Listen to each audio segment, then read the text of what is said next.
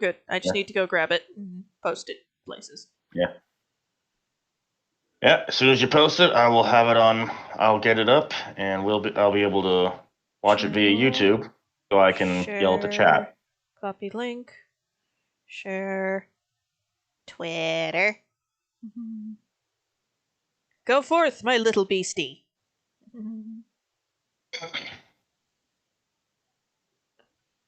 And yes, I refer to Twitter as a little beastie. What else would you call it? Fucking nightmare.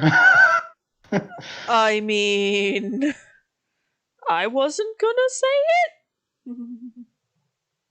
Oh, don't worry, I will. Without hesitation. I mean, the places I have found for myself on Twitter seem fairly chill.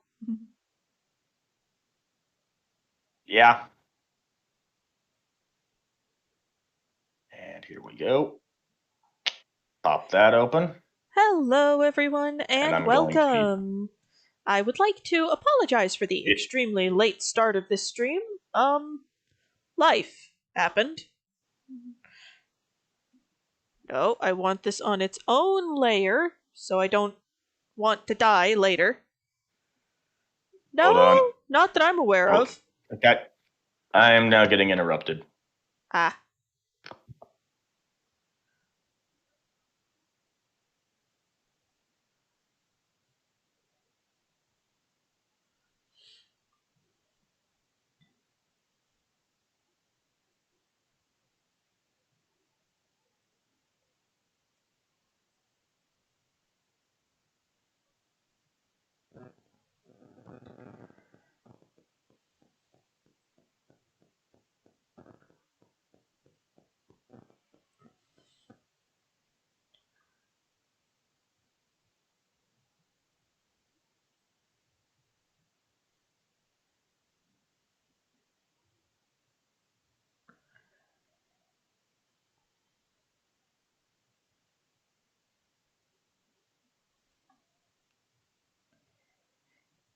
So, for anyone who is wondering, today we are drawing Mamono versions of Teostra and Lunastra. Talk a bit more about the game. Sure, we can probably talk a bit more about that once he gets back from whatever it is he's doing.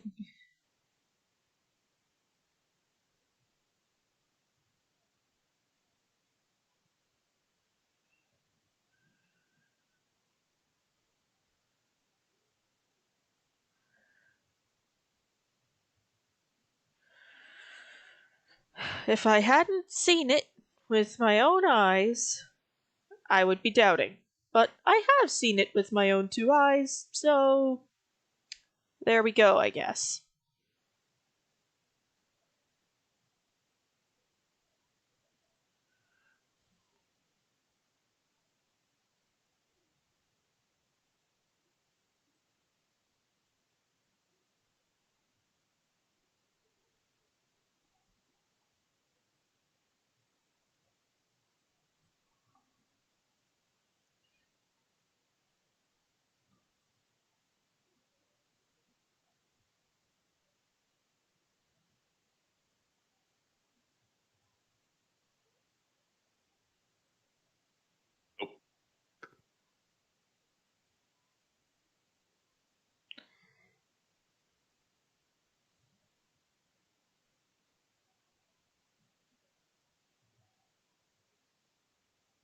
On It's Roblox.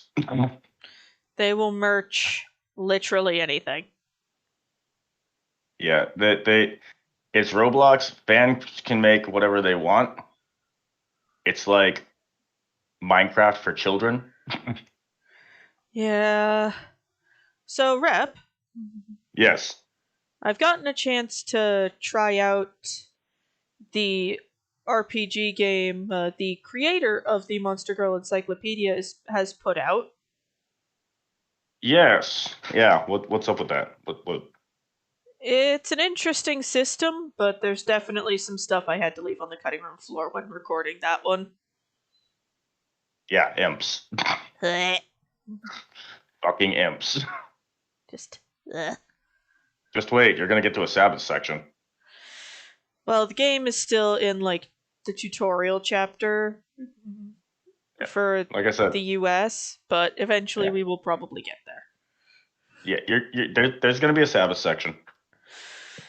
And Felix and I will be slowly dying inside the entire time. Yeah, you will. While trying to figure out how to speed run the combat. Need to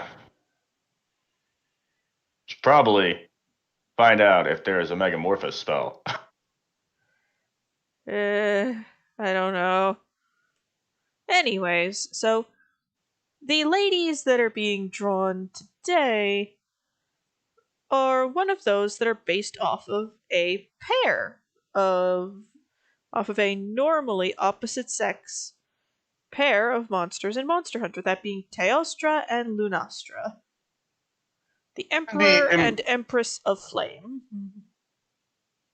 Some and these of, one, some of, if not the most powerful fire-based monsters in the game. yeah, I think when it comes to specializing specifically in fire, they're the top. Like there are other monsters that do fire that are stronger than them. Fatalis.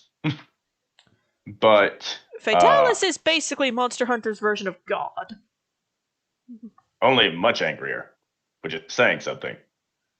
I mean, like, you ever read the Old Testament? That is a very angry person. Right. Anyways. Anyway, when it comes to being specifically fire themed, they're kind of the top of the heap when it comes to just fire. Yep. There are special things that are more powerful than them. But they You are know, few and far you got between. they're few, they're far between. They're a rarity. This is the closest thing to commonplace that comes from Elder Dragons, the closest thing to standard that comes with Elder Dragons. And so when it comes to your standard Elder Dragons, they're the fire. They're the rulers of flames. Yep. So due to their Emperor and Empress, we're giving them a more uh, royal motif with this. Yep. Now, interestingly enough, for a while there in the actual canonical games, Lunastra was not really that impressive.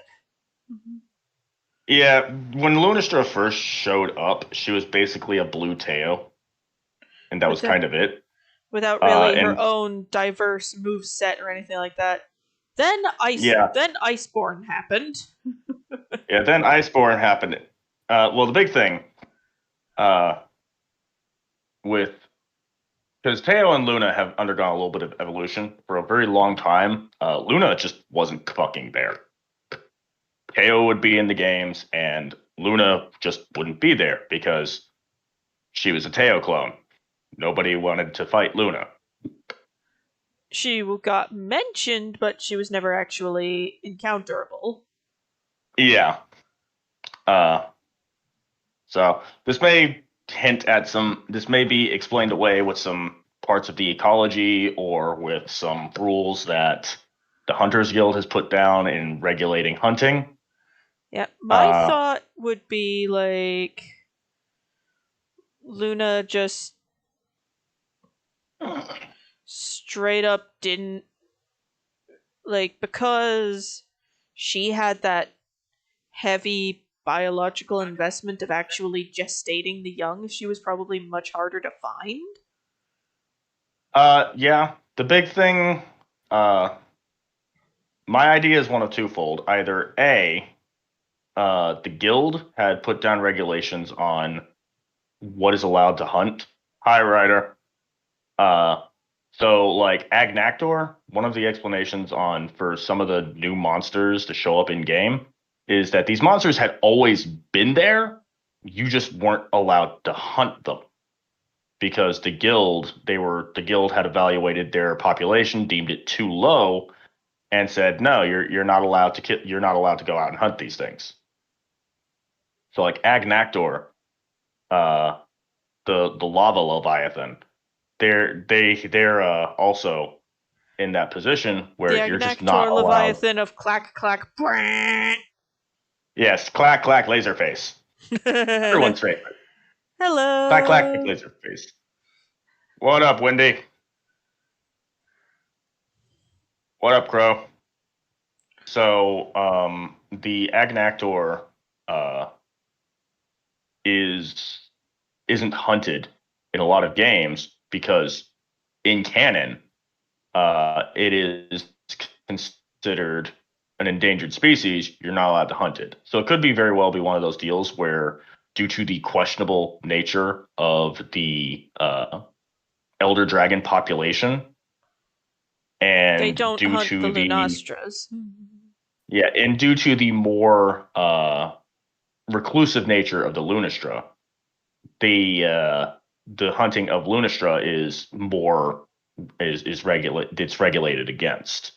Whereas the hunting of Teo, who will show up and start messing up your day, is permitted. Yep. Granted, Um, in World and Iceborne, they allow you to hunt it because it literally just rocks up to the arena area, noms all the gunpowder, curb stomps a Nergi, and just buggers off. yeah. So yeah, that is one thing of interest. Most of the Luna hunts, the flavor behind them, usually involves the Luna doing some migratory nonsense. The Luna is being mobile and doing things. And that freaks out somebody. Yeah. Uh, I kind of miss some of the old school Elder Dragon hunts, mostly because the Elder Dragon hunts are kind of special in how they functioned. It would require multiple Because missions to actually put the thing down. yeah, it didn't necessarily. If you were strong enough and you were good enough, you could put them down in one mission. But it was one of those deals where that was really hard to do, and they would change locales. So you'd be hunting a Lunastra in the volcano, and you'd beat it, and it would leave, and it would go like to the Tower Ruins where you fight Fatalis and stuff, and that would be where you finished it off. Right. Uh, so yeah, so for a while, Lunastra was a Teo clone, uh, and then a little bit later, Brachydios came out, and and that proved to be a revolution in Teostra technology because Teo went from just flamethrower to high yield explosives And also flamethrower. and also flamethrower. It Like started. Teo's still They like started. Teo's still exploding. Teo was still exploding, but it was one of those deals where there wasn't a specific explosion element. It was just explosions of fire, so it was fire damage. Now there was a debuff, That you and that had to changed roll it. around like a madman to get off. Yeah, and that changed things, and that really changed Teo. But once again, nothing. Luna didn't show up because it would just come out where Luna was just a downgraded Teo who just didn't have the explosions. A Teo that was spray painted blue. Yeah, a blue Teo with no explosions. So I'm actually really glad that Luna made this comeback and got the oil thing that she has going on. Yeah, her explosives are more sort of napalmy. Yeah. So I like the idea that she puts out a burning oil while Teo's putting out an explosive dust. It kind of helps form what they actually do as the male and female. So like the explosive dust has this more mobile aspect to it. So the Teo is more going out to go out and do things, if that makes sense. Makes sense to me. And then you have the Luna, who is the one who's, nesting, and that has the uh oil, and she just can fill the fucking area with oil and just let it sit there until it's time to burn. And when it's time to burn, whoo boy! Everything's on fire. Yeah. So I feel like the powers reflect the the sexual dimorphism of the species. Yep. Now, in some Yeah, of the other the more out there games, they did introduce the idea of this is from whence this monster comes, and they introduced a Teo ancestor, if I recall correctly. yeah, a non-sexually dimorphic ancestor of Lunastra and Teostra that is icy. Which is a weird evolutionary path to take. No, Simon. As much as I would love to introduce Monster Hunter to the Goruk and all that stuff, this is that the Goruk and Stellar Conquest is a completely different setting, Yep. continuity, and is going to be a unique franchise in and of itself. And also, Uh, Japan has really, really weird copyright laws. yeah, we're not going to be yeah, and even then we'd still have to deal with American copyright laws because we live in America. Yep. Uh, so we're For Luna, I'm going with a more sort of. longer hair kind of princess queen Yep. look. All right, cool.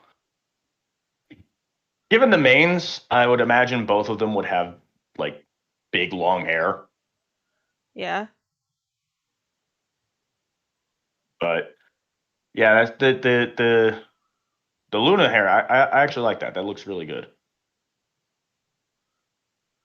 But yeah, there will be no Monster Hunter monsters. Now that isn't to say that I won't be taking inspiration on some stuff.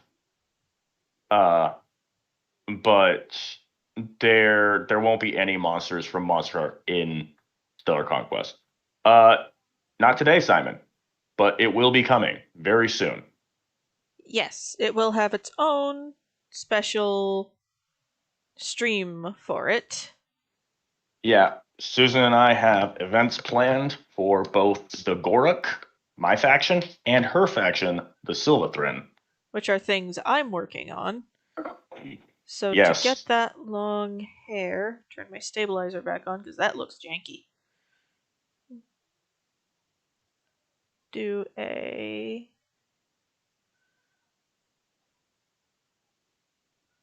So sort of yeah, we won't be fluffy. touching them.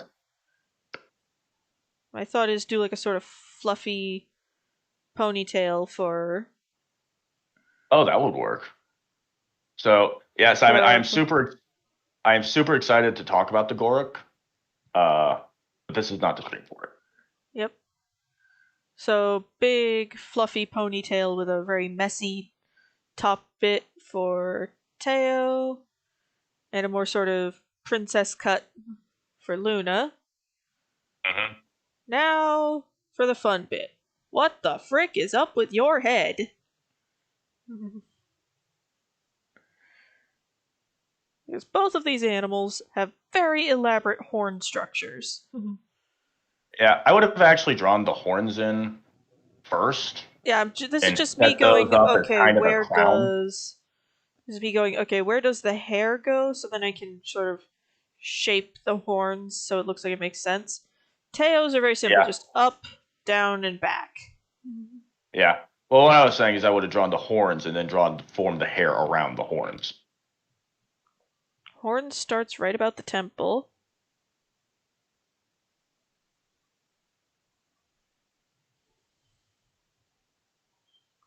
So we go up,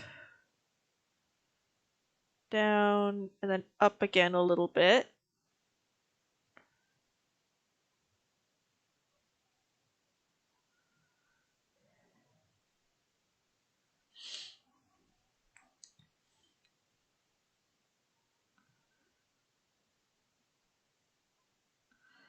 And then we come down, up, and then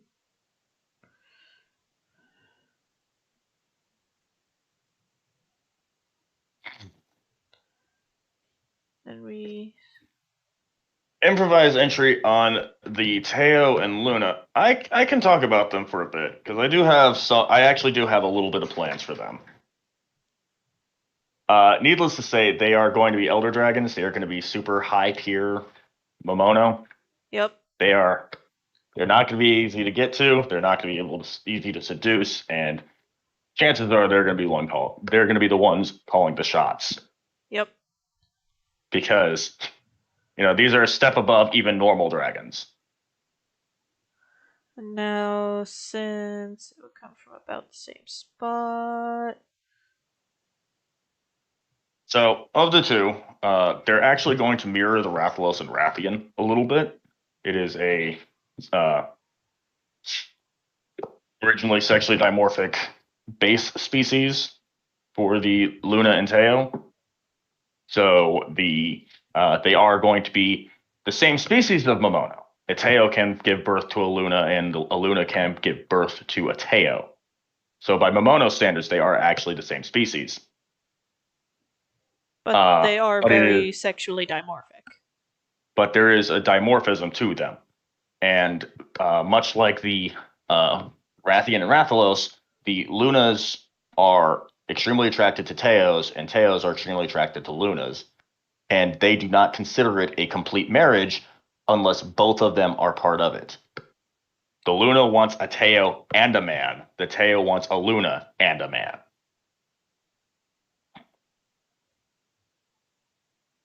Uh, so even if you were to find a single, say you found a single Teo, and you were to wed that Teo, the Teo is going to want to still continue searching so that they can find a Luna to complete the marriage. Yep. So, what do you think of these for the. They look a little funky, but. Um, I know this one on look, the. This one over here looks fine. well, can you scroll down and let me see the face real fast?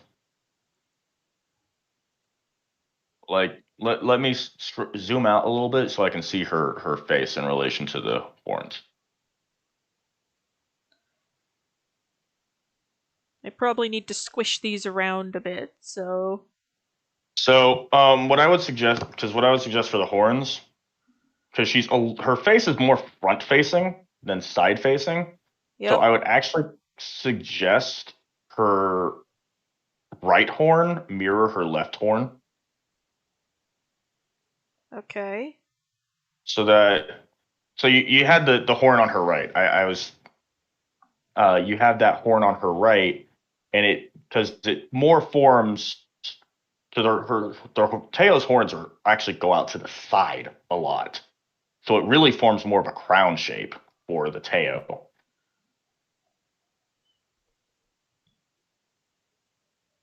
Thon, the relationship between a Teo and a Luna is romantic. It is a Up, down, and romantic up lesbian a little relationship. bit. And then. Uh, the Teo and Luna treat each other as a mate. It's not even really a bicorn thing because it's not their relationship with each other while they share the husband. Their relationship with each other is not focused on the husband. The bicorn wants other Mamono in the harem so that she can get the other demonic energy into the husband, and she enjoys that flavor. Uh, the Luna and Teo want the Luna or Teo for the sake of the other, specifically for the Luna or Teo. So a Teo wants a So. Luna for the sake of the Luna, not for the sake of the husband. Yep. And the Luna wants a Teo for the sake of the Teo, not for the sake of the husband. Does that look about right? Yeah. And then Put because the of the hair way they work, on. yeah, and you'd put the hair on. I would actually have it where the horns kind of connect to each other, like they're almost like they're one solid piece that is grown out to either side. Kinda like that. Hold on.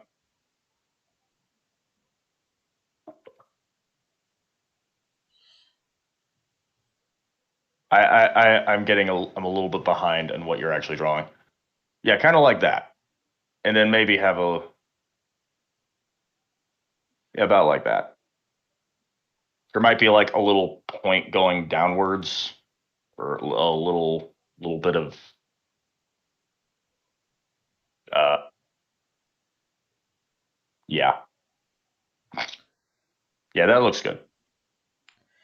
Then I go up to the hair layer, take my stabilizer off.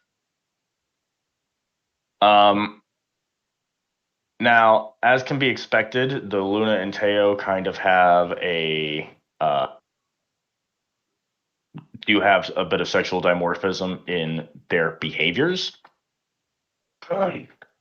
Teo So is the more boyish and aggressive. Luna is yeah, more feminine. yeah, the Teostra is definitely going to be, as Susan said, they're going to be more of the tomboy type, more And then we aggressive. have whatever this is. The Teo's going to be more tomboyish. Going to be more outgoing, aggressive, and more adventurous. The Teo is going to be much more mobile. So when a Teo and Luna have formed a nest together, the Teo is going to be the one who is going out, foraging for food, looking for a husband, doing all the stuff that is going to require the travel. Now, Whereas the Luna's Luna, crest strikes me as more shaped like this. yeah. Now I am watching this through YouTube, so I'm a little bit behind on what you've drawn. It should be there now. Okay. Yeah, that looks good. I have to take out that bit of skull right there. So, yeah, the one you're between the Luna and Teo, you're most likely to actually run into it. You are more likely to run into a Teo than a Luna because the Teo is going to be the one that's traveling.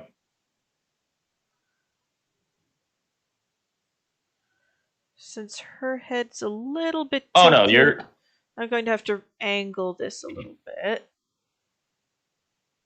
oh no, thought they definitely want the husband as part of uh The the union. bedtime fun. Yeah, they're definitely gonna want the husband participating. Uh, And because it's just these are not a just the decorative, status of the relationship and emotion. because these are not just decorative frills, but actual horns. There's a little bit of curve around. Yeah, there's almost an armor. It's almost more of an armor plate with Luna, honestly. Yeah, but monsterization does fun things to the cosmetics of body parts. That's true. Um, so, for instance, the man being selected by Luna Teo couple may involve the Teo snatching the man up, and dragging him home, and and presenting him to the and Luna. I was like, "Do you like this one, dear?" Yeah, and they would discuss it on how they would do that, and the Luna and Teo would make their decision together on whether or not they actually want to wed this particular individual. While said particular individual is trying really, really hard not to die of terror. Yeah, because these are fuck mothering elder dragons. That have just Uh, effectively and kidnapped him. Yeah. So keep in mind, elder dragons in the reptile kingdom are considered to be demigods. Uh, while they're not, most of them are not considered to be direct children of the reptile king. They are still considered to be demigods because are you going to argue with the thing that changes the climate just by being there? Nope.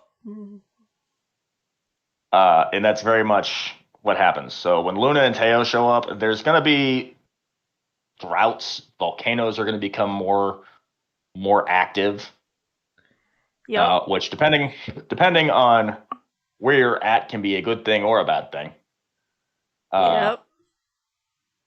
they're very much they change things just by being there. Yep. Uh, Now, in personality, Luna's and Teo's tend to have more of a royal imperial attitude to themselves. They are the Emperor and Empress of Flame. They take that title seriously. So, as you can expect, they hold themselves to very high standards. You would expect a Luna or Teo to be. You would expect a Teo to almost be dressed in this charming, to act and be dressed almost in a charming prince manner. What the hell? What's up? You okay? Nothing. Discord made a weird noise. Uh, Discord has a tendency of doing that. yeah. Now, So another thing that'll be fun to add. Of course, then there's the big off tails. yeah. So you would expect a Teo to kind of behave and dress in a manner that is almost this charming prince kind of attitude. With a hearty dash of, why, yes, I am the Lord of all I survey. Yeah. Uh, they are both supremely confident, uh, with good reason. Both the Teostra and the Lunastra are their chances are they're going to be the most powerful thing in the area. So, That looks about the right size. uh, Who cares? It's upside down. No, wait, it's right side up. yep, plates go in weird directions. Now, I might have it where with the Teo, she might actually have the tail wrapped so it goes around the Luna's shoulder. That was the plan. I just need to get there.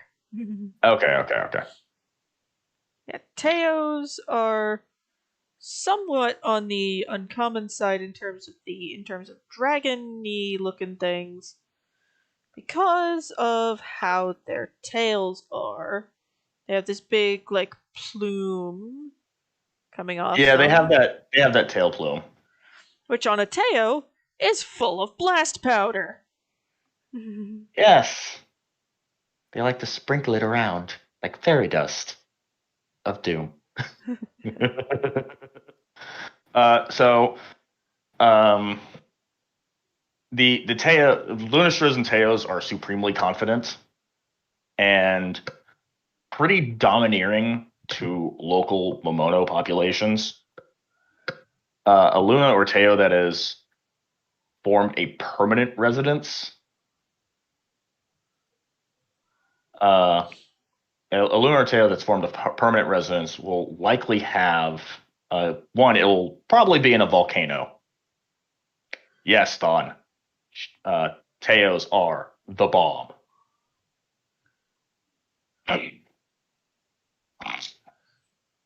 So a lunar Teo who have formed a permanent residence, well, one, it will probably be in a desert or volcano, uh, where the extreme heat they are most comfortable with. And if it isn't, their tendency to cause volcanic activity and droughts. wherever they're at will probably make a desert and or volcano. For them to So exist in. yeah, uh, they're not hard up on Habitat. real. Yeah, they don't have issue finding real estate because real estate comes to them. Yep. Uh, that said, due to conflicts with other elder dragons, they tend to they tend to avoid other regions because other elder dragons tend to get a little bit snippy with them. Yep. Would the Tushala is powder would blast powder work as a black powder substitute in firearm reloading? I feel like uh finding out would be cruising for a Darwin Award. uh potentially yes. But do But you the want to be the blast one to powder, test it?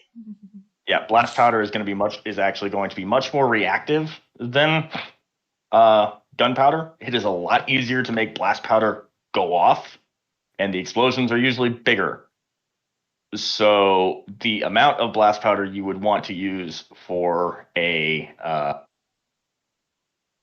in comparison to the amount of gunpowder you want to use is going to be very different. And given the rarity of elder dragons as a whole, it's not going to be something a lot of people have the opportunity to experiment with. The only So ones who would probably be able to experiment with such things would probably be the Elder Dragon in question's husband. yeah. Now I would say that Teos, just due to their more adventurous nature, they might find the novelty of a firearm amusing. So it might be one of those deals where Teo, they don't need a gun, but they might have some interest in toying with the idea Of a gun. of a gun. So you might have a Teo that has a firearm, not because she needs it for anything, but because it's a conversation piece for her.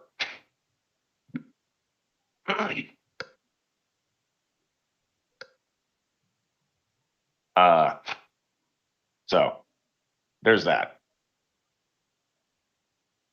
Uh, So generally, Teos, yeah, like I said, they're going to have that more Prince Charming aspect. They're going to be, both of them are extremely assertive, but the Teo is going to be a little bit more sociable about it. sorry, the sorry, the discussion of someone experimenting with blast powder as a gunpowder substitute would be prefaced with, "Honey, if you hear anything explode, please call a healer." Yes. And Dragon Rider actually brought up an interesting point. Oh, To the residents of the Reptile Kingdom, the Elder Dragons, who you mentioned are worshipped as demi deities, are more effective deities than what the Order's chief god. yeah. The Chief God has next to no power in the Reptile Kingdom. Mostly because the Chief God would have to lock horns with the Reptile King to be able to do anything in the Reptile King's own house like that. And that's not a fight anybody wants. Except to Yeah, survey with popcorn. yeah. From behind a Uh, blast shield. Preferably from another dimension. The last time any of the gods have gotten into a conflict with the Reptile King, uh, there was a bit of humiliation on the gods' part because the Reptile King, being who he is, really turned the conflict into less of a fight and more of a game. And a lot of the gods don't want to get into a conflict with the Reptile King, not even because the Reptile King would injure them or kill them, though he likely could. Uh, but it's even to the point where the reptile they wouldn't want to fight the reptile king just because the reptile king would make it a very public affair and knows all kinds of embarrassing stories about the gods. So you would have Ares trying to wage war upon the reptile king, And the Reptile King is bouncing around, avoiding all of Ares' strikes while pulling out baby pictures. And bringing up that time he got stuck in a jar Exactly. for 3 months straight, and Artemis had to save his ass. Yeah. That did actually happen. Yeah. It's a myth that exists in such a fragmented state. It's figured that by the time it actually got written down, it was more of a meme than anything else. That's in and of itself is hilarious. So yeah, the Reptile King is uh he's a deity of sorts that none of the other deities really want to get into a conflict with for multiple reasons. Yeah, he is very good at humiliating the opposition. He's very good at violence as a whole. The Beast of Blood and Flames, he earned that title. Uh, so there's multiple reasons. Of course, different scholars have different opinions and different writings on this. Um, Okay, so here they are as like rough skeletons. yeah, very rough draft. So now, what good? Now, they're all well and good just as they are, but they need a little something something. They're probably gonna need their wings too. Oh yeah, the son of a sea biscuit. uh, you're welcome.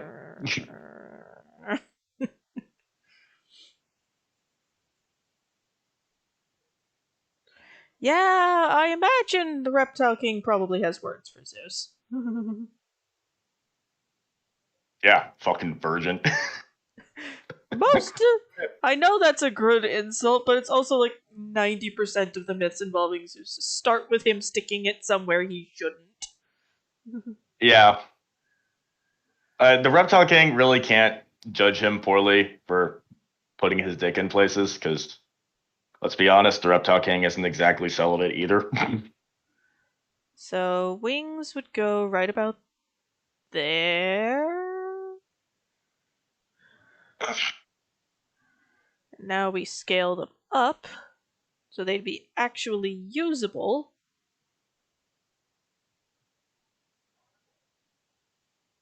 Reconnect to the shoulder blade. Do a little bit of squidgying around so it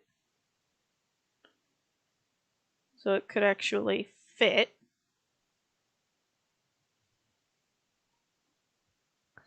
Kind of like that. Yeah.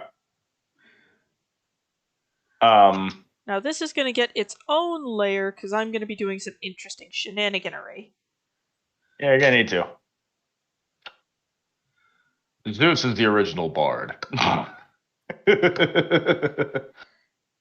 um. Anyway, so yeah, the Reptile King. Uh, the other gods generally don't interfere with the Reptile King's business unless the Reptile King has made his business their business. In which case, there's really not much of a choice. Yeah. Um, no, the Reptile King would make fun of Zeus for being a fucking idiot. Yeah. Also, probably make fun of Zeus for marrying his sister.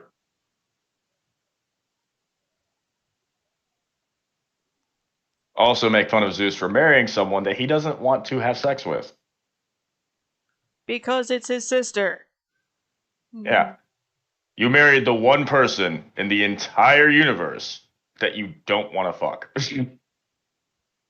Are you stupid?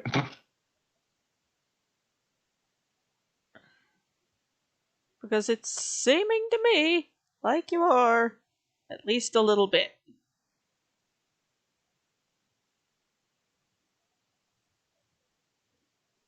So yeah, Zeus would get made fun of for just being an idiot. Uh,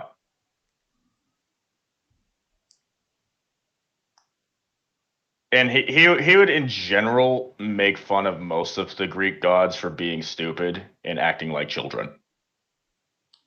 Some of them would probably get the okay, though. Yeah, Hephaestus is one of them.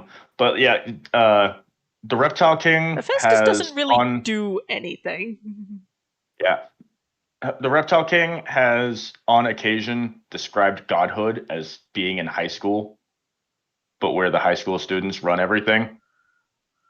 And the Greeks are one of the reasons for that.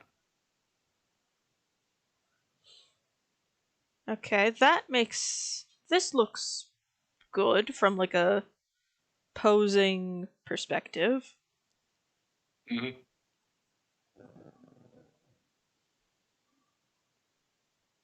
So yeah, most of every pantheon, there are a few gods that the Reptile King does explicitly get along with. Uh, Sun Wukong is one of them. He and Sun Sun Wukong Wukong have is been a gremlin of a exactly, god. Now exactly. we're gonna. Now we have to. Now Luna's wings are shaped pretty much the exact same way. Yes, just blue.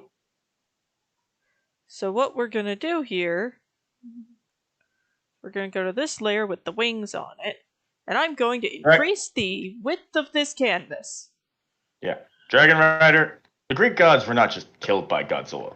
The Greek gods were fucking pwned by Godzilla. He embarrassed them. There we go. That's better. Okay, he took the Greek gods and made them look like the blundering children they are.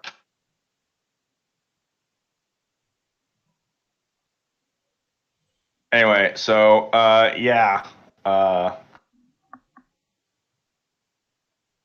Sung Wukong is a god that the Reptile King gets along with. Uh, Sobek is Another one. technically his. Yeah, Sobek is his offspring. Technically. Technically, Kinda, there's stories sorta. there. If you Yeah, squint. yeah. Sobek actually falls in line a lot with the bullshit the Reptile King does.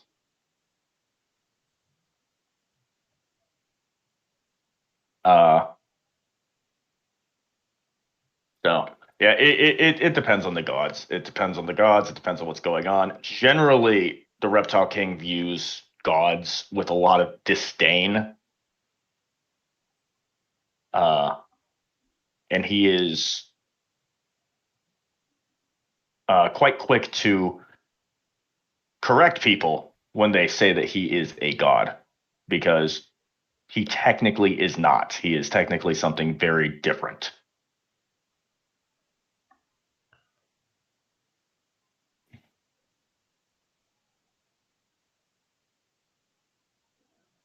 So, uh, back to Luna and Teo.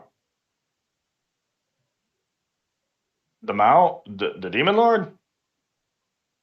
Uh, the Reptile King loves what she did with the place. He hasn't had this much entertainment in millennia. What is the Reptile King? All right. Buckle up, buttercups, it's history lesson time. So the Reptile King, first off, in Reptile Kingdom lore, I should probably explain what gods are in Reptile Kingdom lore. Gods are a manifestation of magic created by humans. So when myths say that uh, humanity were made in the image of gods, the Reptile King laughs because it is quite quite the opposite. uh, gods are created through human belief and are fueled by human worship. This is why worship is important to gods. This is why God cares whether or not you worship them. This is why uh, heresy is an issue in the eyes of the gods. Because when you have heretical ideas of what the gods are like, you are changing the god fundamentally. If enough people, like say a whole bunch of people, decided that Ares was a hippie, if enough people believe that, Ares will become a hippie. Stoner, peace, love, all that stuff. So you can understand why, to a deity, this would be frightening. Uh, the thing is, gods also know what they are believed to know. So the gods, many of the gods are actually don't know what they truly are. Uh, they believe the creation myth because they remember creating the world, even if they didn't. Um, so the Reptile King already isn't a god.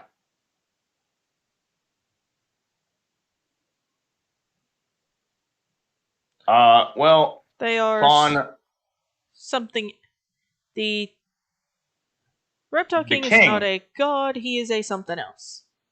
yeah, he's actually more akin to a yokai. Uh, Just a stupidly potent yokai nobody put in the ground. yeah, you understand how several types of yokai they just get stronger as they get older. The Kyubi, for instance, the fox, the kitsune, excellent example of this. A uh, kitsune gets as kitsune gets older, gets more tails, gets more powerful. The reptile king and kitsune can reach levels of power matching low class gods in 10,000 years. Now that seems like a lot. Uh, the reptile king would refer to that as a young whippersnapper.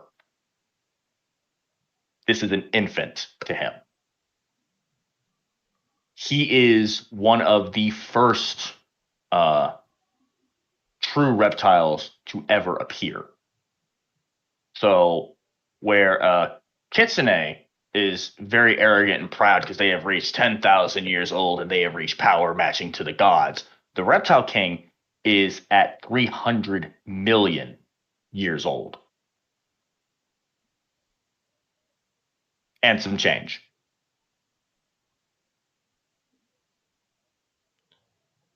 You can see how that changes things. Yep. Also, don't mind me, I just figured it would make sense to have the Luna's wing at one of the Luna's wings at a slightly different angle. Yeah, so you can see the tail behind it.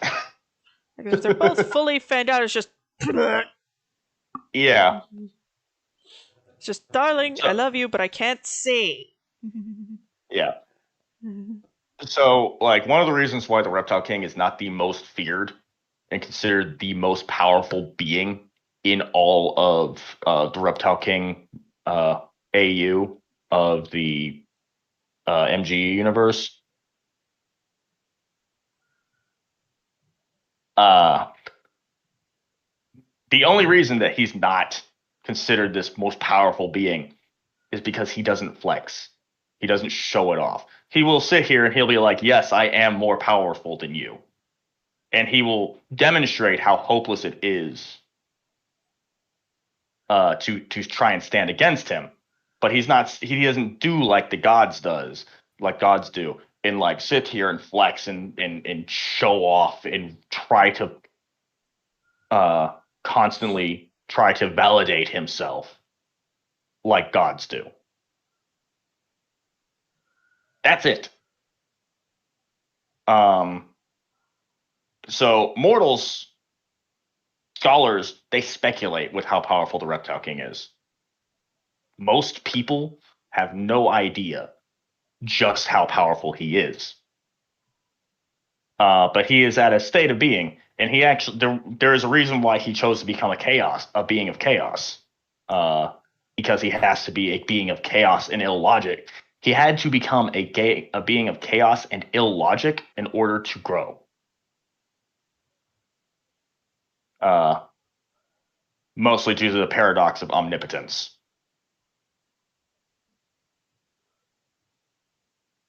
Yes, it is extremely old, Simon. He knows the gods are wrong and the gods are stupid because he watched the world form. Now, he will tell you that he doesn't know how the Earth came to be. The Earth is older than he is. He wasn't there for that. But he will tell you that everything the gods say happened is fucking dead wrong because he watched the gods. He watched the gods in their infancy, he watched their birth. He was there for it. He is older than all the gods.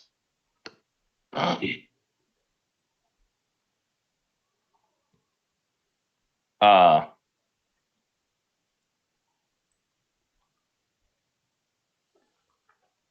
yes.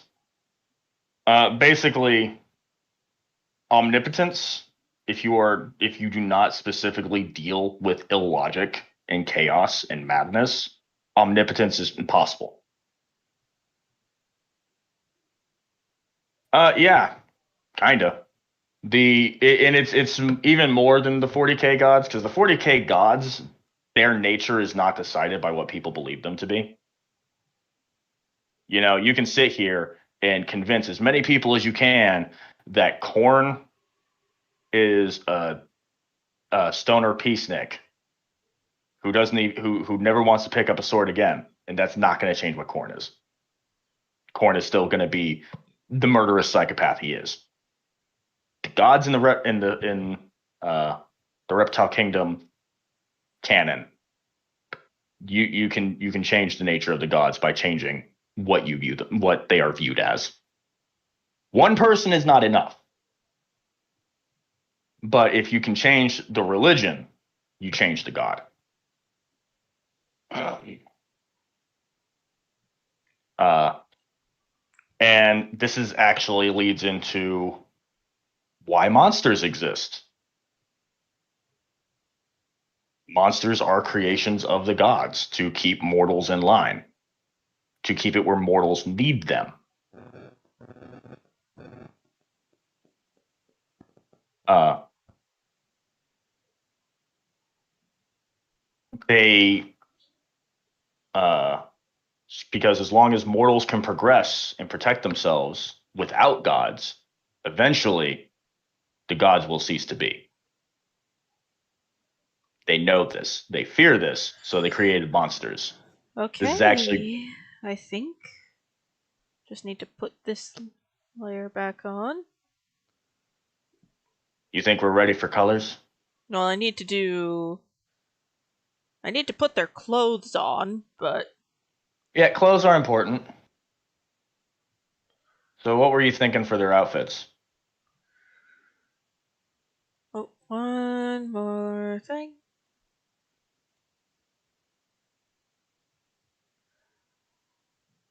Luna's. Oh, Tia's fingers behind Luna's claw. I was gonna put them over it. Oh, okay. That makes sense now. Yeah, I hadn't seen the part where you erased the claw yet. Yeah, I was just like, hey, wait a minute. Stug, no. First up, let's uh, just. nah, they're not getting a Hago hoodies. That's gonna go to that would go to a different Mamono. So, for our Prince Boy up here, Mm-hmm. Princess Charming. yep, Okay, so I have nothing on this layer.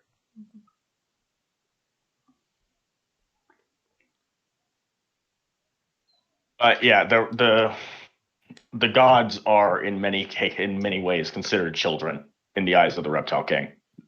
But everything is considered a children in the eyes of the Reptile King. So the Reptile King kind of stopped putting his age, stopped comparing things to his age, So we're unless something going. else brings it up. So we're going Because to otherwise, what would he go. have sex with? So we're going to go the route of a nice, a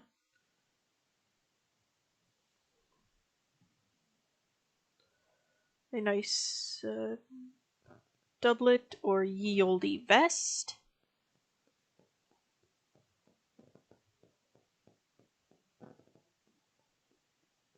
On That's not what Prince Charming would wear.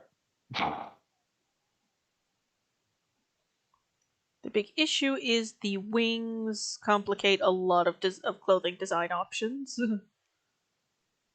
Special cuts and magic. Okay, yeah, fair.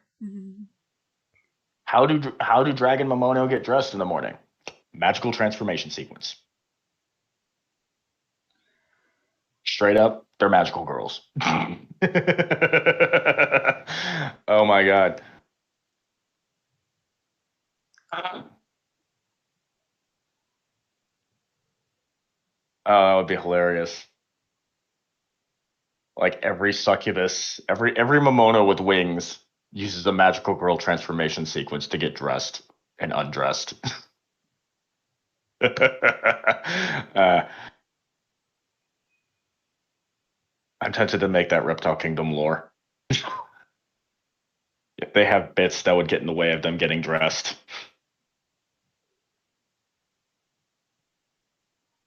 Yeah, it's specially designed so that the cut allows for the wings and stuff to be there and not have to dress. But Cataclysmus, how are you going to have it where they can take it off and on? Magic. Well, if we want them to be extra, they can always just, set it on fire. Oh yeah, and let's be honest, Tateo and Luna are two Momono that are going to be extra.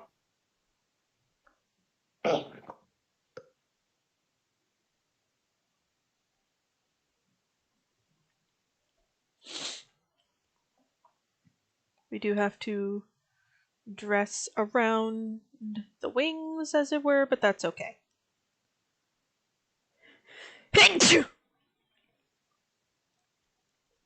I mean, I could even see the Luna having jewelry on her wings.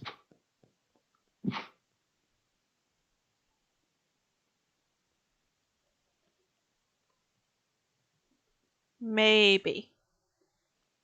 Velcro hasn't been invented yet. I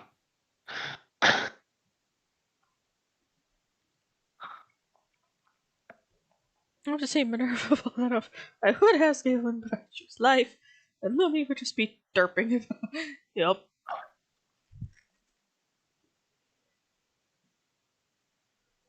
All right. For So yeah. context, Rep, Minerva is based off of a pseudo dragon. Evelyn is based off of a bat, specifically a vampire bat, and Lumi is moth.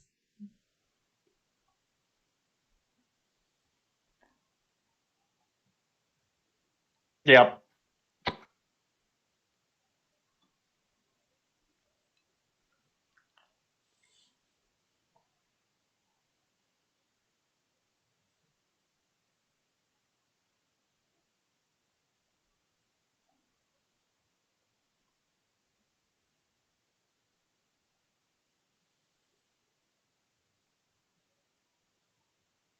So. All right, back to what I was trying to explain with the Luna and Teo, because I was specifically asked about that. Uh, so yeah, the Teo is going to have that more tomboyish, outgoing attitude. So you can kind of imagine that tomboy princess who dresses and acts more like a prince. Almost has that Prince Charming attitude to her. That's going to be very much what Teo is going to be like. Luna is, of course, going to be the feminine of the two. So Luna is going to have the princess or queen look to her.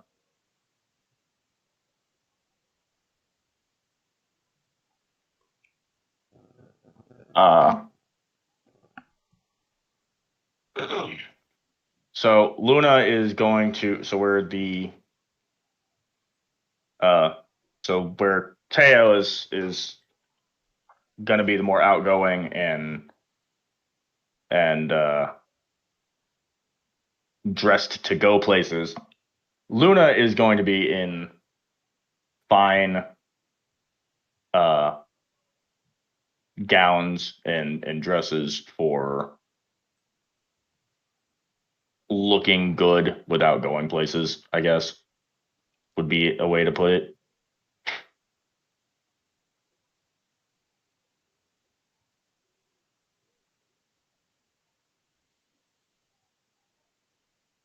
I haven't had the chance to actually write them a Mamono profile, so I really haven't gotten my thoughts put together with them yet. I have ideas, but it's as far as I've gotten.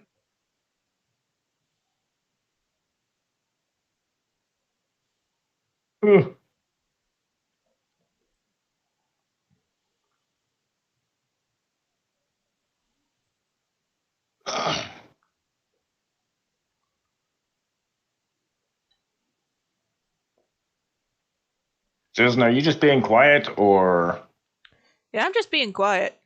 okay, okay. Ah, the little claws almost form a heart there. Huh, I hadn't noticed that.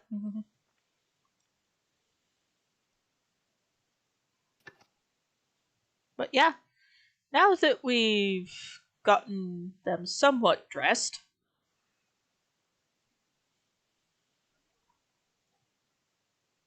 I'm just kind of watching you put the jewelry on the Luna's wings.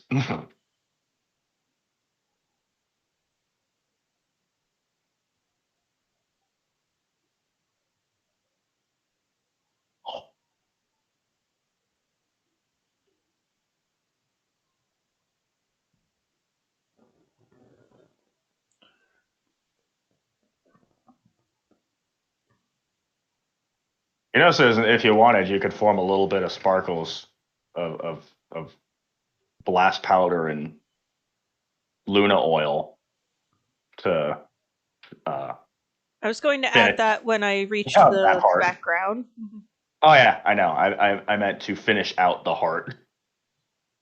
Alright, so let's just erase that. Back there.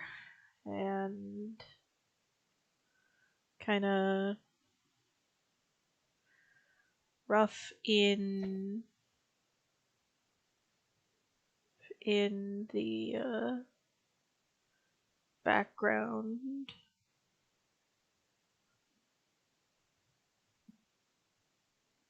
So generally with Lunas and Teos, you can expect them to form a permanent nest that the Luna is going to largely stay in while the Teo patrols their territory. The Luna is still going to patrol territory, but it's going to be tighter around. So you could expect like a volcano. The Luna is going to keep watch and patrol the mountain itself, while the Teo would travel around the region around the volcano. Uh, however, due to being royals, as it were, uh, Luna and Teo tend to garner, gather servants working for them. Uh, this of course, will be commonly uh, Mamono that dwell in volcanic regions. Uh, Often, it may even be one of those deals where the Luna or Teo would actually make an Ignis or lava golem to work for them because they hold that much dominance over the fire elements that they can just fucking do that.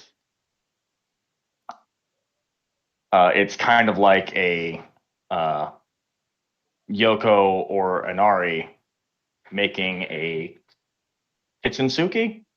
The Kitsunsuki and Kitsunbi. Yeah, the Kitsumbi specifically, because the Kitsumbi are the ones that are actually still the ghosts. Uh, Atio and Luna, Atio or Luna could make an Ignis in a way very similar that a Yoko or Inari could make a Kitsunbi. Uh, or melt stone with that same fire element to make a lava golem. You can also expect salamanders and stuff to be paid to work for them. Uh, they don't like sharing territory with Fukang Longs. Uh, they have a clash in attitude where the Lunas and Teos have a more uh, Active. less that they're more active, they're more self-interested and they're more about enjoying luxuries that they have and that they've created for themselves, where the Fukang Longs are more about their duties and what they're supposed to be doing. Uh, and due to the celestial duty of the Fukang Longs, their uh, command over the volcanoes that they live in actually overrides what magic the fire dragon duo can do. So while a Lunastra or Teostra can easily beat a Fukang Long in a fight, when it comes to who's actually in charge of the volcano, the Fukang Long takes precedence, and the Fukang Long will not bow down to them in regards to what is going to be going on with the volcano, even if it means taking that beating.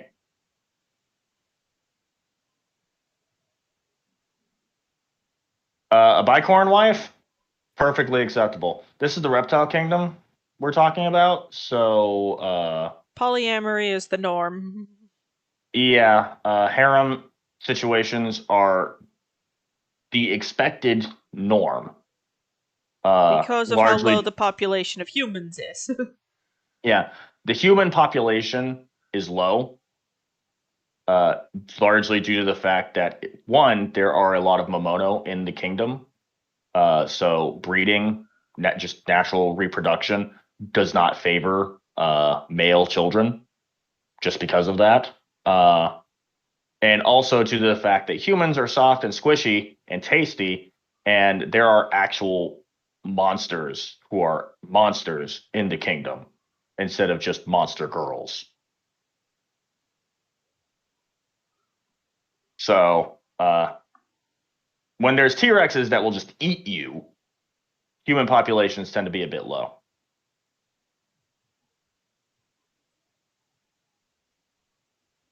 So no, a Luna or Tio would have no issue with a bicorn wife at all. Bicorns,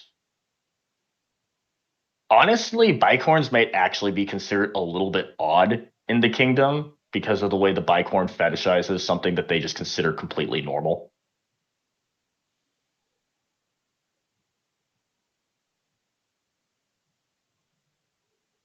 It would be in a lot of ways. It'd be almost like the meme of the succubus who has a thing for romance, of how that's like, oh, that's completely normal. It's weird for a demon of lust to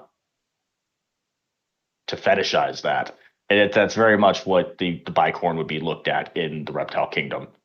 It's It's like, like we're fine with you, but you're a little weird. it's a little weird how this turns you on this much. It's just normal. Yeah, your chances of being killed are a lot higher in the reptile kingdom than anywhere else. Uh, there are super predators. The Mamono are not restricted by the Mao's will in the way that the Momono outside the kingdom are. The, the So Monster Hunter that, Monster Girls still have the kill switch. yeah, the Teo or Luna, if you piss them off, they can and will kill you. And they will not If find your you do body. something, You will get a turbo. You will, however, get a free cremation. yeah. So the reptile kingdom is very much, it's almost it's almost the wild frontier for the kingdom, for the MGE universe. And yes, I'm sure they would understand if you made that confusion. Yeah, they would be understanding of that. Violence is not something that is quite as shunned in the kingdom. Because Uh, again, everything, every other thing here wants to eat you. yeah, keep in mind that for several species of Momono, uh, them putting out a bounty on themselves Is a in first the date. is a first date. The Legiacris Momono, they'll do that Regularly. regularly. They will actually go on rampages in their primal form just to have a bounty put on themselves out legitimately. To Uh, try and attract a strong mate. yeah. So the violence is not necessarily a bad thing. You have to do something serious. Yeah, and there are some Mamono that will just accidentally put you in the ground. Yeah. A Dia, for example, could accidentally send you to meet your god. Yeah. Kushalas will put out a bounty on themselves. And they do that just uh as a way to, as a form of matrimony. That is how to set up a first date. They treat ordering a hit out on themselves as a dating service. You have to wonder, does the guild ever get tired of the Elder Dragons using them as Tinder? Uh Depends on what member of the guild you're talking to. Some of them are Keep in mind, probably real sick of it by now. yeah, keep in mind that some of the higher ranking members of the guild, that's how they found their wives. Yeah. I'm So not they're not going to saying it argue with it. Yeah, I'm not saying it like it's a bad thing. It's just like, it's like, oh hey, I recognize this person. That's my sister-in-law. Well, seems she's looking for a husband.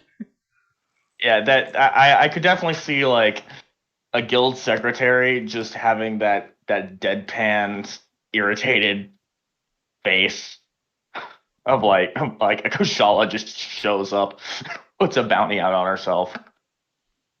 So yeah, it depends on the member of the guild.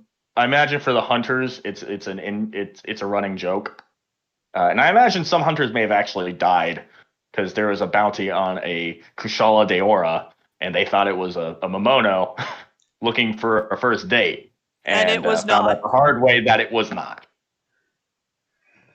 It was an actual Kushala, and now they're in the ground. How would a Kushala stand up to modern fighter jets? Well, given their control over the winds, it would probably be very easy for them to fuck with it. Yeah, they would be able to fuck with a fighter jet. Given that this is a fantasy setting and they use swords to fight these things. Uh, I don't imagine a Kushala is going to fare too well against. Well, actually, no. The Devastator and Dragonator would be more than comparable to being hit by a missile, and they And do use bullets. So yeah, and we've a seen Kushala may actually be monsters able to handle it. and we've seen monsters survive Yeah, I loathe, why? I hate to bring up the movie that got made a couple of years ago. the movie is not canon. We're not talking about it. Fair enough. It Uh, needed another 6 months in the oven and maybe a different director. yeah, and maybe a lead actress that they weren't focusing on the lead actress. They needed to focus on the monsters. What would have made you happy is something like Walking with Dinosaurs, wouldn't it? Oh, that would be fucking awesome. Could you Fair. imagine like a mockumentary of Monster Hunter that's just going through the ecology of all these different monsters? That would be cool. I would I would pay through the nose for that. I would watch a series of that. Yep. So, what's something you're excited about for Sunbreak when that comes out? Sunbreak. Sunbreak is the Oh yeah, the Rise monster. G rank. Okay, yeah. I forgot the name of it. Um, honestly, I haven't played Rise yet, so I It's don't out have a on whole lot. PC. I'm gonna have to get it. I've You're been going distracted to with other stuff. you're going to get the mods that make certain pieces of armor look like you're a monster girl of that monster, aren't you? Generally, I play as a male, so probably not, but that's not off the table. Ah, fair enough. To present the yes, but yes, but the question is not would the anime get made, is would it survive get It past the would, it would. pilot. I think we all remember the interspecies reviewers debacle. uh, It got made. They that was made an good anime times. out of it, and then That somebody was actually watched it. that was good times. And they went, "Hey, wait a minute." Wait a minute, this isn't anime. This is hentai. It's anime for adults. Damn it. Where can I get the TLDR on Reptile King lore? I have a couple of videos out on the entity.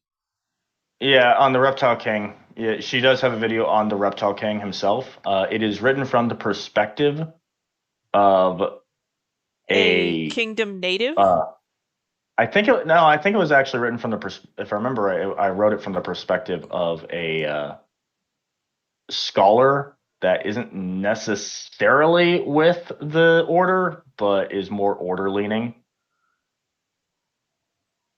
So like the writing voices uh He's the kind more likely to pray to salvation instead of going woohoo. how is the If a monster girl goes hi, yeah dinner and drinks at my uh place. yeah it was more the deal of how he was talking about how powerful the reptile kingdom was, how powerful the reptile king was. uh it was like he found a lot of things rather questionable. uh So it voiced skepticism Given on, say, like the the Reptile King's age. yeah, there's mention of elder dragons against modern military. Even though we can't consider the film canon, given how much of a hard time Arathalos gave the United States military at the time, I think an the elder United dragon States. would curb stomp them. I think conventional warfare, an Elder Dragon would win. Uh, Jets, supersonic aircraft, Elder Dragons would probably have a little bit of trouble with just for the sheer speed of it, except for Until Valstrax. because Except for Valstrax is just like, Valstrax. ooh, something that can zoom with me. Yeah, Valstrax is like, oh, you want a race? But most Elder Dragons would probably have a little bit of trouble with supersonic aircraft. Uh, in terms of just what weapons can do, Honestly, I don't think a lot of weapons are going to. I don't think a lot of modern weapons are that much more damaging than bow guns and a lot of the siege weapons that they have in Monster Hunter. Yeah, guns might I have a mean, you harder use time the because look at the size difference between a bowgun round yeah, and a firearm round that's not like strapped to a tank. yeah. Uh, Cluster shells from a heavy bow gun is easily comparable to a rocket launcher. You have machine guns and stuff. You have armor piercing stuff in Monster Hunter. You have shotguns in Monster Hunter. So there's not a whole lot in Monster Hunter that they have that we have that they don't. Uh, Projectile speed, yeah. It depends. Bowguns are do look slower in game, but that may be a matter of game mechanics, not necessarily the way it actually works for in lore. And when you look at the manga in Monster Hunter, the bowguns you can't see they don't show the bowgun shells being visible to the naked eye when they are fired. So they are very likely, given the fact they're using a firing mechanism similar to firearms, they're not the bow part of the bow gun doesn't appear to be being used to fire the projectile. Yep. Uh, Although the manga, you're if it's what I think you're referring to, Monster Hunter RH, actually brings up some very interesting points during an arc with, I believe, a Tigrex hunt. yeah, I have that comic. I might have been the one to tell you about the Tigrex sense. Are we talking about the Tigrex intelligence? Yes. Or yeah, yeah. Turns out Tigrexes are actually scary smart. They just don't seem like it because they're extra spicy angry, and they don't think when All they're angry. the time. They're extra spicy angy all the time. Yeah, yeah. When you're fighting a Tigrex, you're fighting a Tigrex when it's really fucking angry, but not thinking. But When they do think, when a Tigrex stops and thinks, they are scary smart. They can actually recognize specific human individuals by scent. Uh, the Oraj manga, they had a Tigrex that had a moon-shaped scar on its face that was put on it by one of the main characters' father, and it was one of the deals where this Tigrex had arrived in the snowy mountains and completely displaced everything that was living there because it's a Tigrex, and you try taking on a Tigrex, it's a Tigrex and nothing wanted to live there. yeah, nothing wanted to live there. And it actually the Oraj actually kind of displayed uh, one of the things that kind of comes up is we as players of Monster Hunter will blow off a lot of lower ranking monsters as dangerous because we're players and we kill them all the time. Whatever, Blanganga isn't scary. Why would you be scared of a Blanganga? Then it shows what happens when the average hunter actually faces them in this manga. Because And you it's as the ugly. player, yeah, it's ugly. So these lower and middle ranking monsters are actually really really dangerous, and that doesn't come up in game because you're playing somebody who is straight up a legend.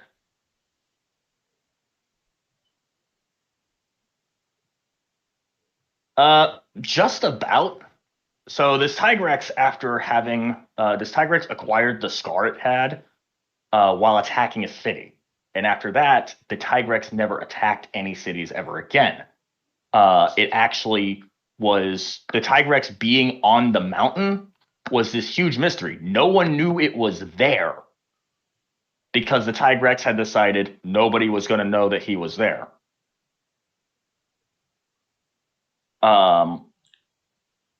And The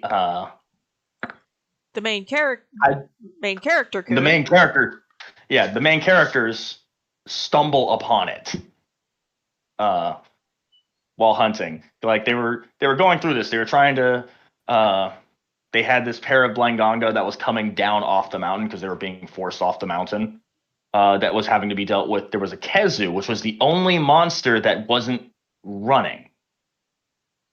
Because the Kezu didn't give a shit. Yeah, Kezu's lightning abilities, it gave it the perfect defense against the Tigrex, so that it was the only thing the Tigrex wasn't ripping apart. Because Tigrex are weak to lightning. Mm-hmm.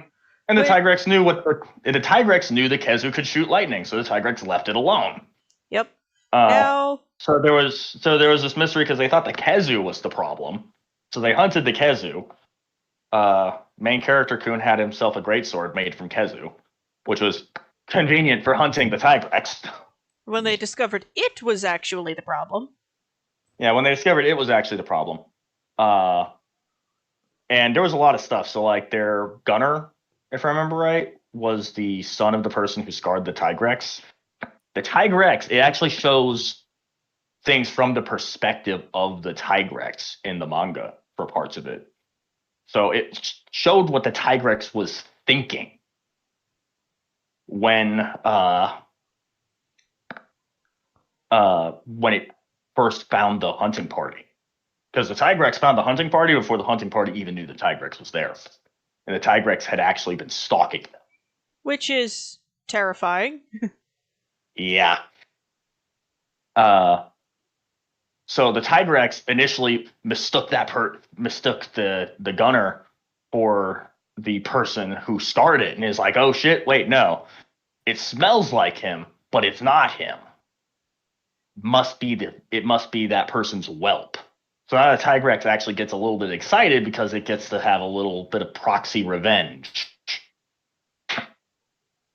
And they, like, during this hunt, they set traps for the Tigrex. They have this big thing where they have a pitfall trap surrounded by barrel bombs around a corner, and they're trying to lead the Tigrex around the corner. There was like this cliffside that was blocking the view of the explosives. The Tigrex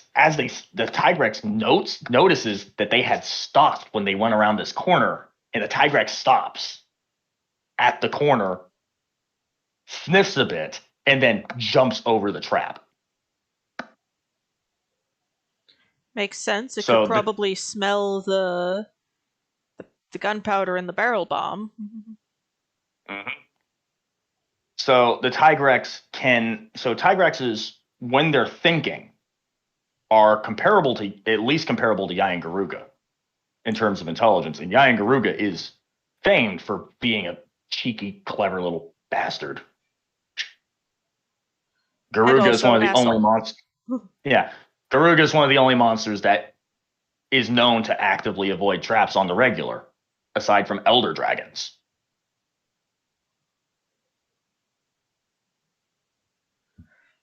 So,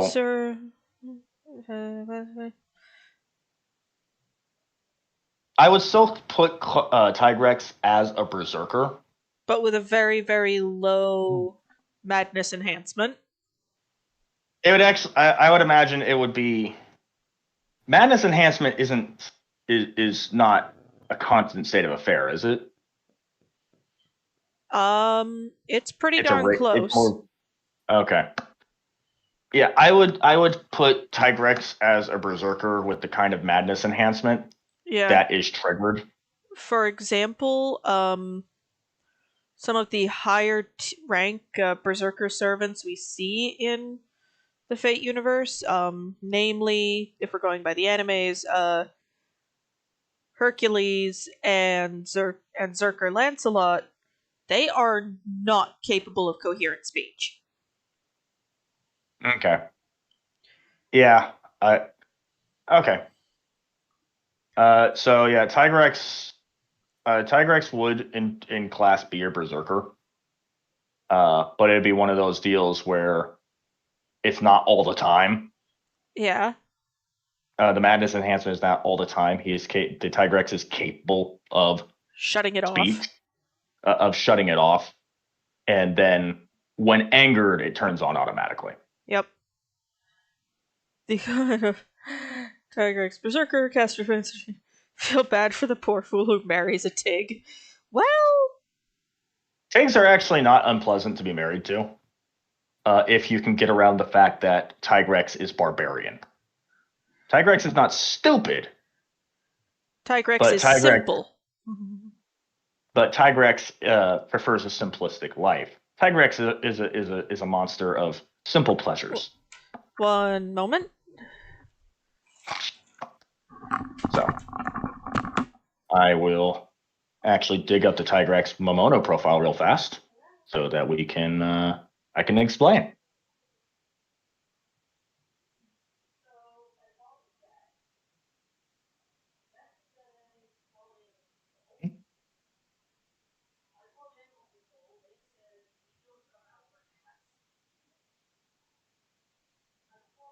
And down, down, down.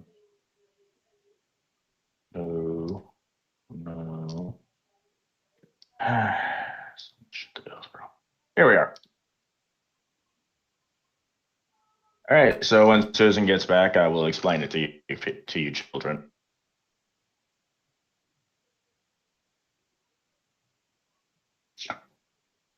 So how's everybody doing?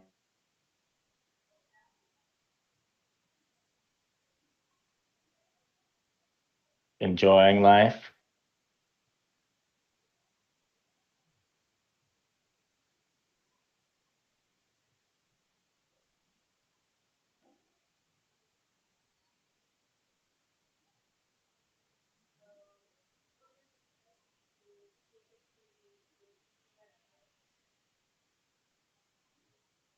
One second. Yeah.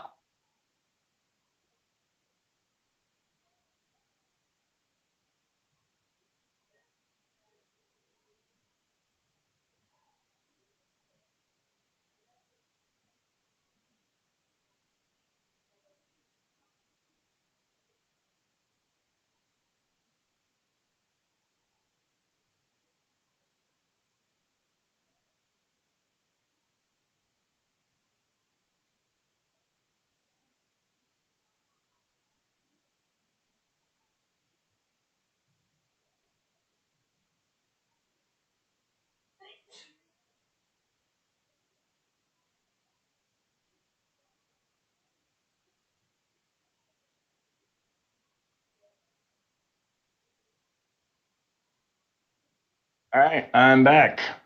This isn't back yet.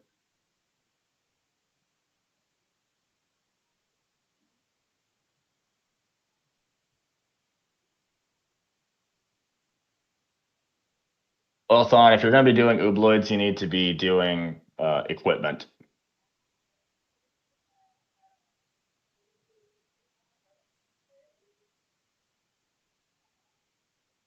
Yeah, you need to go to the rules section of our Discord server that we are doing this in. Uh, and you need to read how I have set up for unit composition.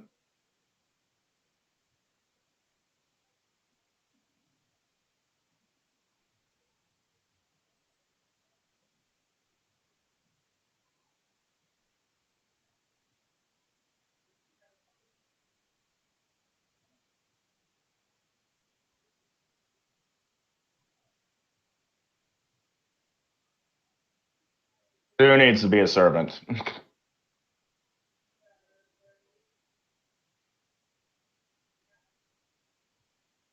I demand I demand a Sue Berserker as well as a Sue Lily, who is an extra fluffy T-Rex. that is ruler class, and I demand a Sioux Avenger who is a total edgelord and wants vengeance upon space for killing off the dinosaurs. That needs to happen in Fate. Period. Anyone who says otherwise is wrong. And while they are allowed to be wrong, that doesn't mean I'm happy with them.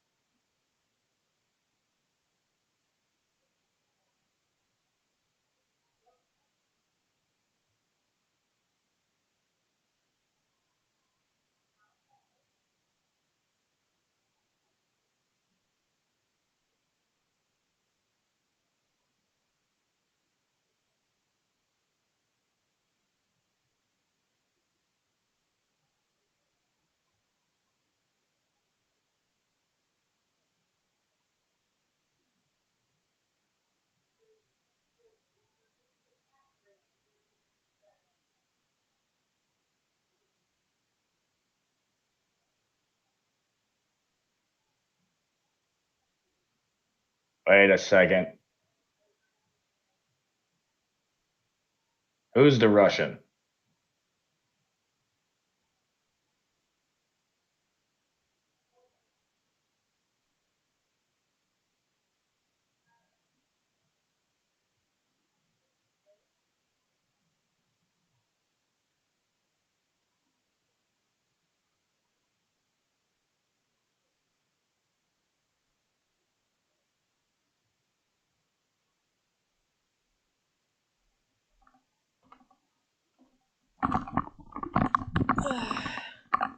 Sorry about that. I have returned.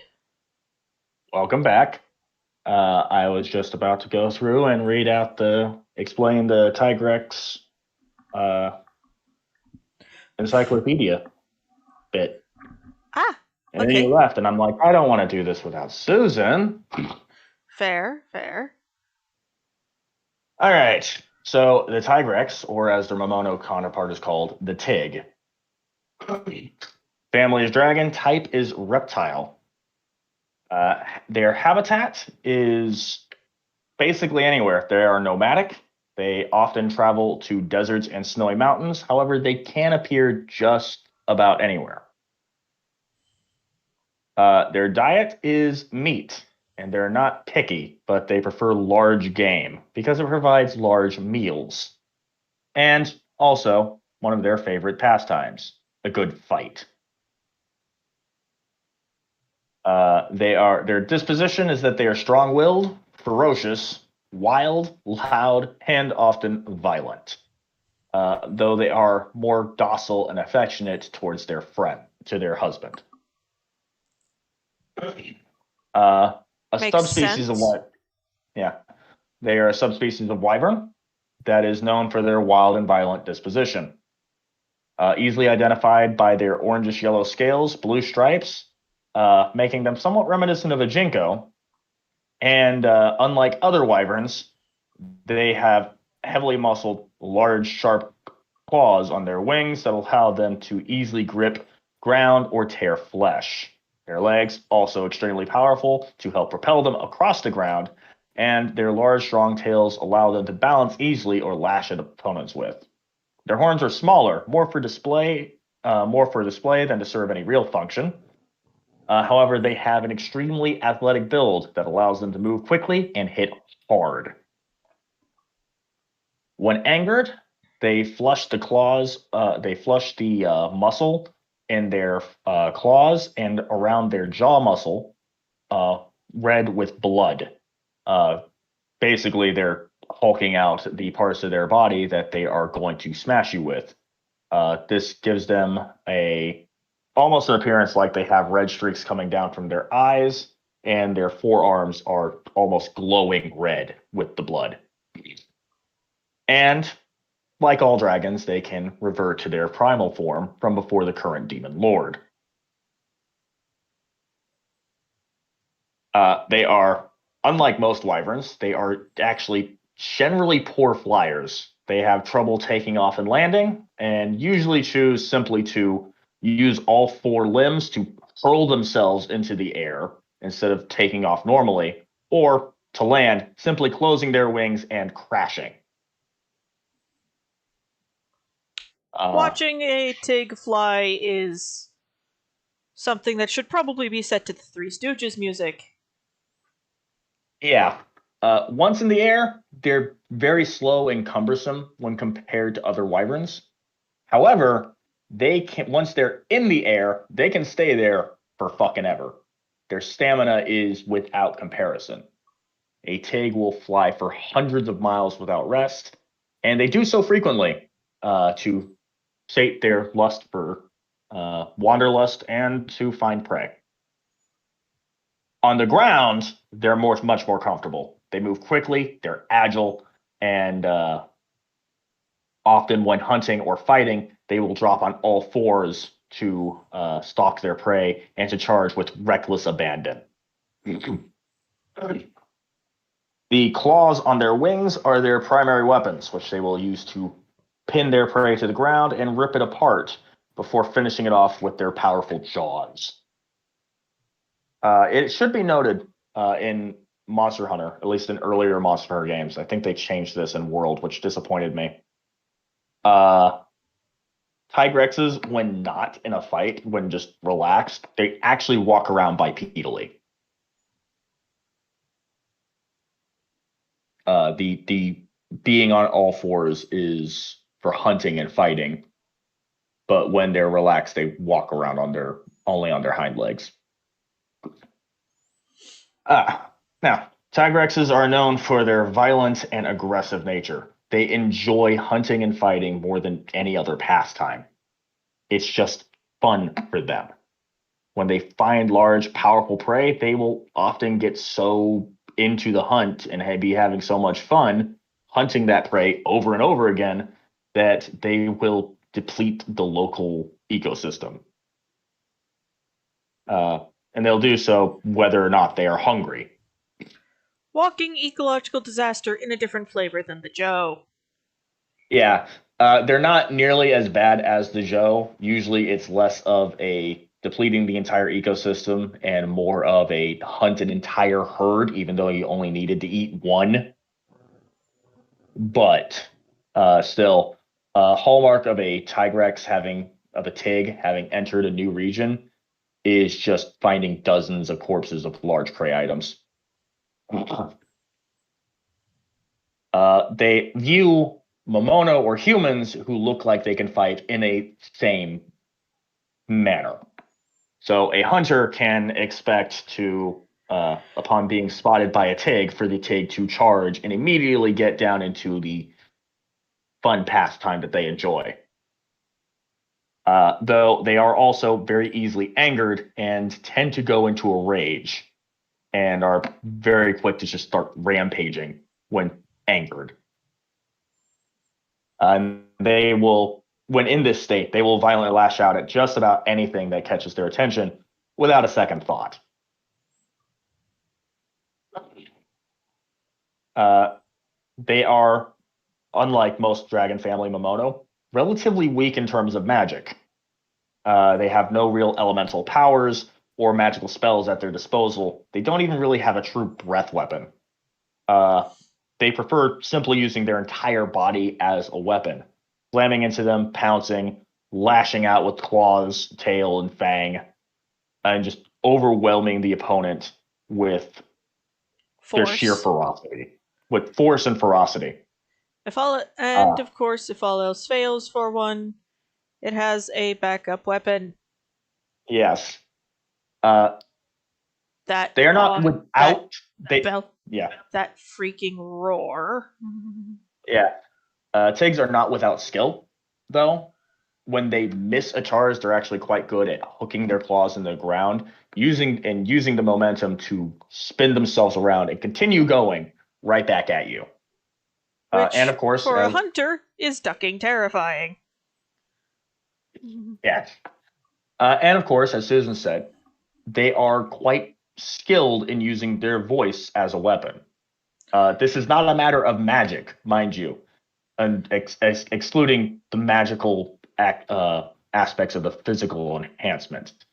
Their vocalizations, they are able to expel air and produce enough decibels to produce a concussive wave with nothing but their voice. Uh, Particularly skilled Tigs have learned some vocal tricks uh, that enable them to do things like focus that roar into an invisible beam and attack at much further range. Uh, Yep. though their roar is the only ranged ability they have other than just hurling large objects at their opponent. So they still prefer to get up close and personal. Uh, their wild temperament makes them kind of barbaric. Social rules don't come in mind to them. They don't have a sense of modesty, and they're pretty honest with their desires. When they like something, they're gonna say it. A tsundere tigrex is really rare. Just because they don't care enough to not be honest. When they're hungry, they eat. When they want something, they take it. Uh,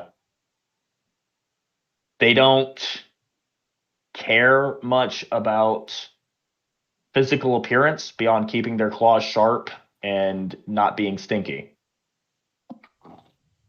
They bathe for comfort, not for any desire to look good for other people. When a Tig finds a man she likes, she's going to approach and very bluntly tell him what she wants. Uh, though, should the man refuse, they'll usually leave or try again later.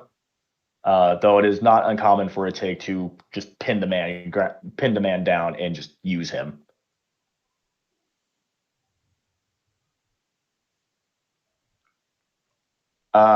Mating, Tigrex prefer to be on all fours or to use their mouths. When married, Tigs generally are pretty affectionate. They try to stay near their husband when possible, and they like to cuddle. Basically, being around husband makes them happy. Cuddling feels good, so they do it. Uh, and they really don't care about whether or not they are in public at times. Uh, Usually, the only reason that public sex is not seen with Tigs very often is because the husband has a sense of modesty, not because they do. So modesty and shame are kind of foreign concepts to them, but they will deal with stuff to make their husband happy. But it's one of those deals. They love husband. They see no reason not to express love with husband, so they express love with husband. Uh, so, despite their uncivilized manner and poor flying skills, uh, the Tigs are prized by the Reptile Kingdom Dragoons, uh, partially for their strong fighting ability, their tireless stamina in the air, and the simple fact that they are just really good at dealing with the vast stretches of wilderness that the Reptile Kingdom is made up of. Uh, so you can expect a lot of frontier dragoons. They're going to want to have a Tig as their wife.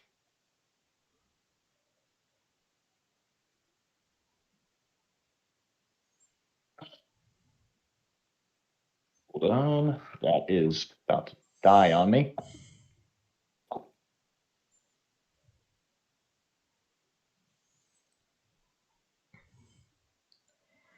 All We right. will probably have to finish this another day because I have real life stuff to attend to. All right. Yeah. If we have to finish another day, we'll finish another day. That's fine. Like, I can get the flats in now, but the shading and such will probably have to be tomorrow. Yep. Uh, so quick blast through of the Tigs, subspecies and rare species, and their deviant. So I'm not leaving you guys hanging. Brute Tigs uh, are Tigs that dwell within volcanoes. They are adapted to roar even louder, simply to compete with the sound of the volcano. They are notably stronger and even more wild and ferocious. Uh,